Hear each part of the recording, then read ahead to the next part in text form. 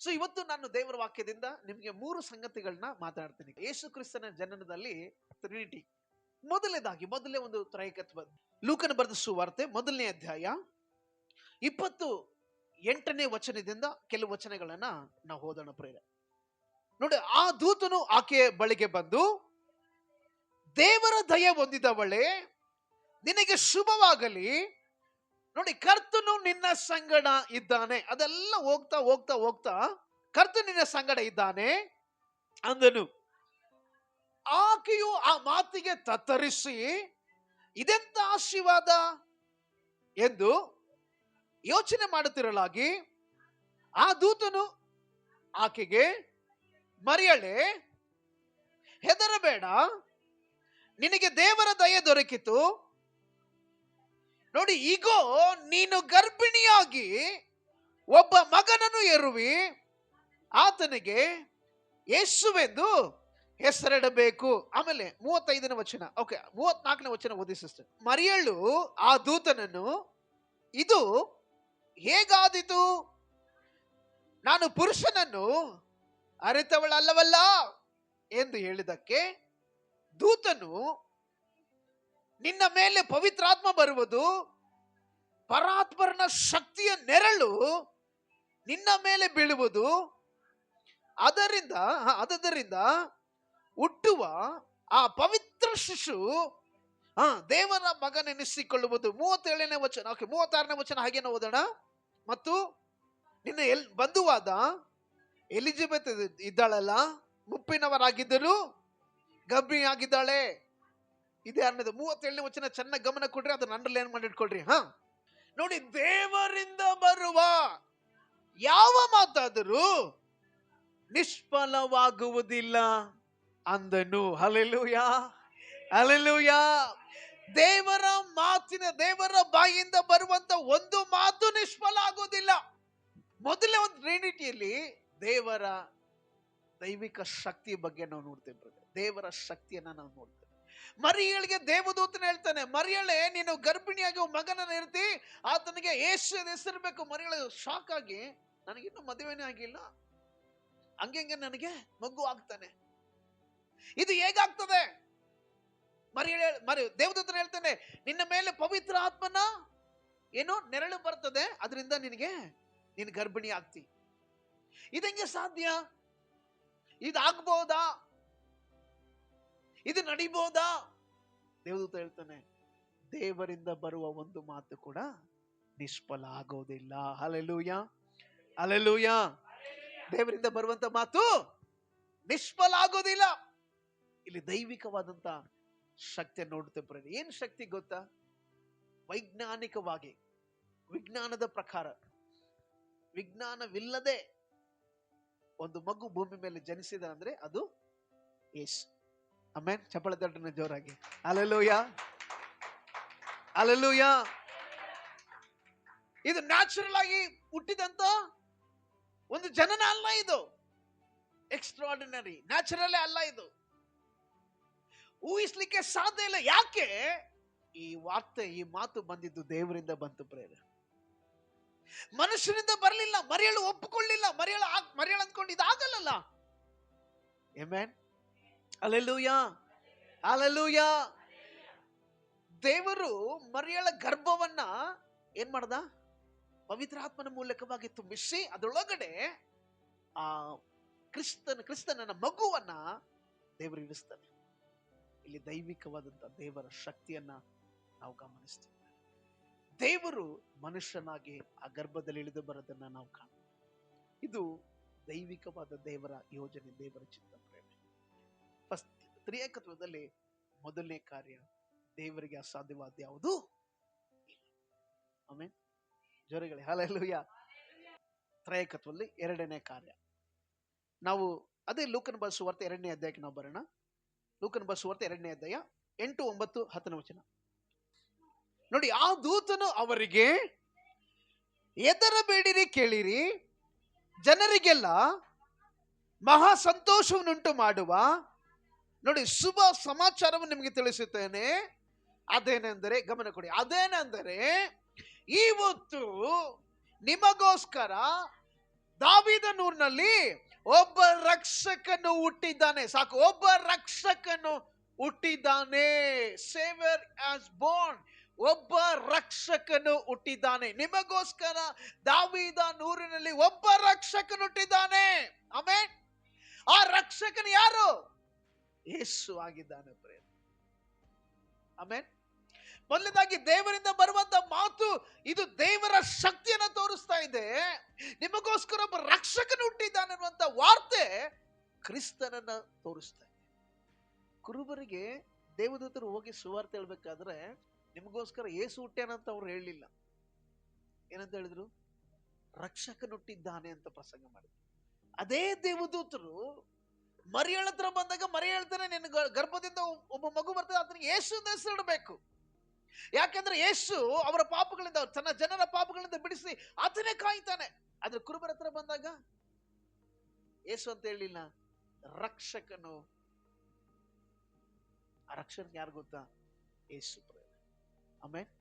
So ಮೊದಲನೇ ದೈವತ್ವ, ದೇವರಿಂದ ಬರುವಂತ ಯೋಜನೆ, ದೇವರಿಂದ ಬರುವಂತ ಮಾತುಗಳು ಒಂದು ನಿಷ್ಫಲ ಆಗಲ್ಲ.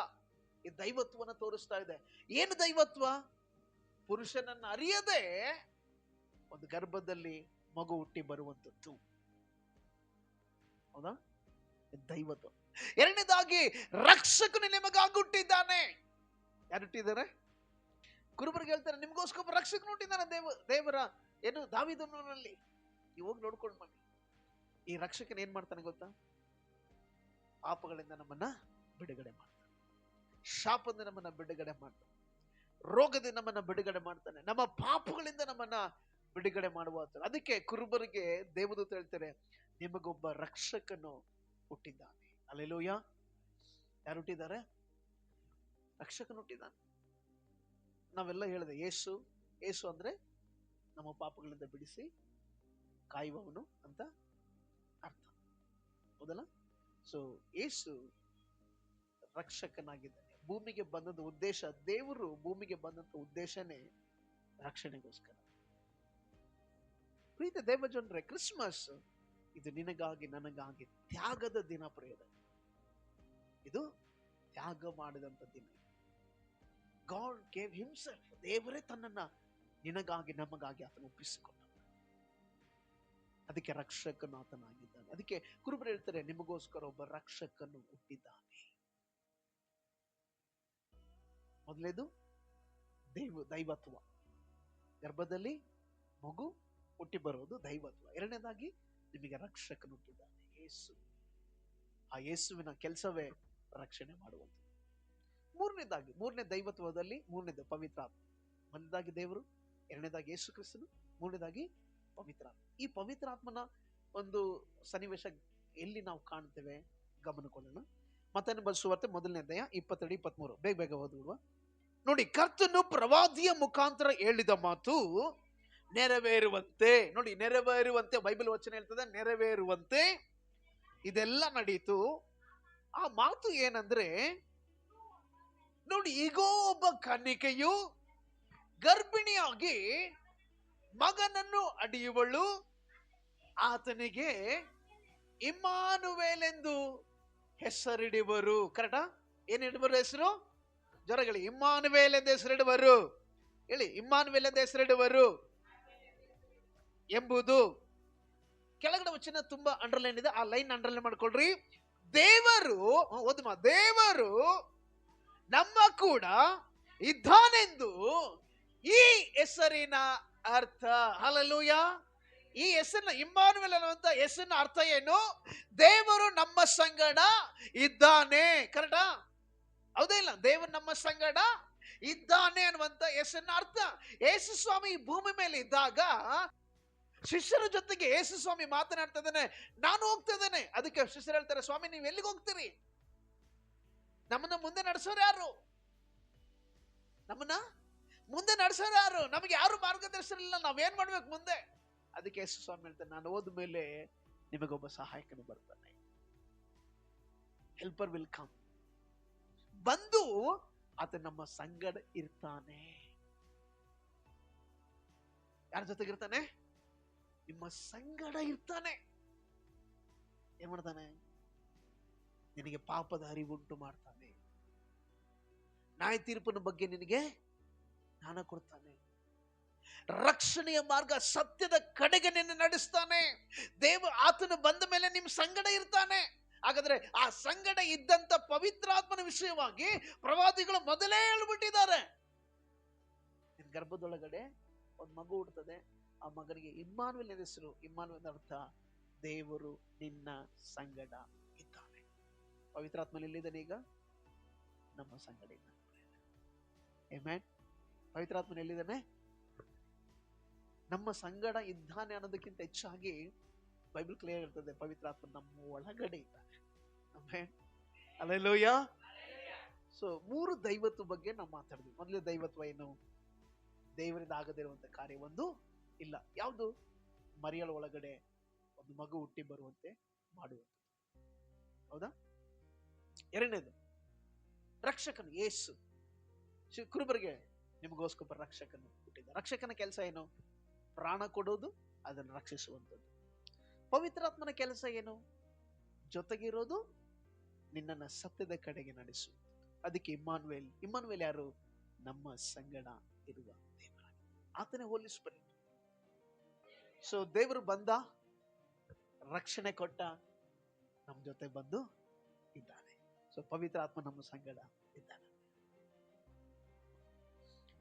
ಸೊ ದೇವರ ಶಕ್ತಿ, ಯಾಕಂದ್ರೆ ಆ ಶಕ್ತಿ, ಈ ಕೆಲಸ ಯಾರು ಮಾಡಕ್ಕಾಗಲ್ಲ. ಮಾಡಕ್ಕಾಗುತ್ತೆ? Never ever. ಮಾಡದೇ ಸಾಧ್ಯ ಇಲ್ಲ. ದೇವರಿಂದ ಮಾತ್ರ, ಪರಿಶುದ್ಧವಾದಂತ ಕರಗಳಿಂದ ಮಾತ್ರ ಈ ಕೆಲಸ ಮಾಡಲಿಕ್ಕೆ ಸಾಧ್ಯ. ಆಮೆನ್. ಎರಡನೇದಾಗಿ ರಕ್ಷಣೆ ಯೇಸುವಿನಿಂದಲೇ ಮಾತ್ರ. ಆಮೆನ್. ಪವಿತ್ರಾತ್ಮ ನನ್ನ ಸಂಗಡ ಇದ್ದಾನೆ, ಆತ ನನಗೆ ಮಾರ್ಗ ತೋರಿಸ್ತಾನೆ, ನನ್ನ ಜೊತೆಗಿದ್ದಾನೆ. ಹಾಗಾದ್ರೆ ಯೇಸು ಕ್ರಿಸ್ತನ ಒಂದು ಜನನದಲ್ಲಿ ದೇವರ ಶಕ್ತಿ, ಎರಡನೇದಾಗಿ ರಕ್ಷಣೆ, ಮೂರನೇದಾಗಿ ಆತನ ಇರುವಿಕೆ. ಅದಕ್ಕೆ ಒಬ್ಬ ಭಕ್ತರು, ದೇವರ ಸೇವಕರು ಒಂದು ಸ್ಟೇಟ್ಮೆಂಟ್ ಕೊಡ್ತಾರೆ. ಎಲ್ಲಾ ಗ್ರಂಥಗಳು, ಎಲ್ಲ ದೈವಶಾಸ್ತ್ರ ಗ್ರಂಥಗಳೆಲ್ಲವೂ ಮನುಷ್ಯನು ದೇವರ ಕಡೆಗೆ ಹೆಂಗೆ ಹೋಗೋದು ಅನ್ನೋದು ಮಾರ್ಗ ತೋರಿಸ್ತದಂತೆ. ಏನು? ಮನುಷ್ಯನು ದೇವರ ಕಡೆಗೆ ಹೇಗೆ ಹೋಗೋದಂತ ಮಾರ್ಗ ತೋರಿಸ್ತದಂತೆ. ಆದ್ರೆ ಬೈಬಲ್ ಮಾತ್ರ ದೇವರು ಮನುಷ್ಯನ ಹತ್ರಕ್ಕೆ ಹೆಂಗ್ ಬಂದ ಅನ್ನೋದು ಹೇಳುತ್ತಂತೆ. ಇದು ಹಲ್ಲೆಲೂಯಾ, ಹಲ್ಲೆಲೂಯಾ. ಎಲ್ಲಾ ಮಾರ್ಗಗಳು ದೇವರ ಕಡೆಗೆ ಹೋಗ್ತವೆ, ಹೆಂಗ್ ಹೋಗೋದಂತ ತಿಳಿಸ್ಕೊಡ್ತು. ಆದ್ರೆ ಬೈಬಲ್ ಮಾತ್ರ ದೇವರ ಮನುಷ್ಯನ ಹತ್ರಕ್ಕೆ ಹೆಂಗ್ ಬಂದ ಅನ್ನೋದನ್ನ ಕಲಿಸ್ಕೊಡ್ತೆ. ಅದೇ ಕ್ರಿಸ್ಮಸ್. ಆಮೆನ್. ಹಲ್ಲೆಲೂಯಾ. ಸೊ ಪ್ರೀತಿ ದೇವ ಜನ ಚೆನ್ನಾಗಿ ಅರ್ಥ ಮಾಡ್ಕೊಳ್ಳೋಣ. ದೈವತ್ವ, ರಕ್ಷಣೆ, ಆಮೇಲೆ ಇರುವಿಕೆ. ದೇವರು, ಯೇಸು, ಇಮ್ಮಾನುವೇಲ್. ಸೊ ಈ ಮೂರು ಹಿಡ್ಕೊಂಡು ನಾವು ಮುಂದೆ ಹೋಗೋಣ ಪ್ರೇರೆ.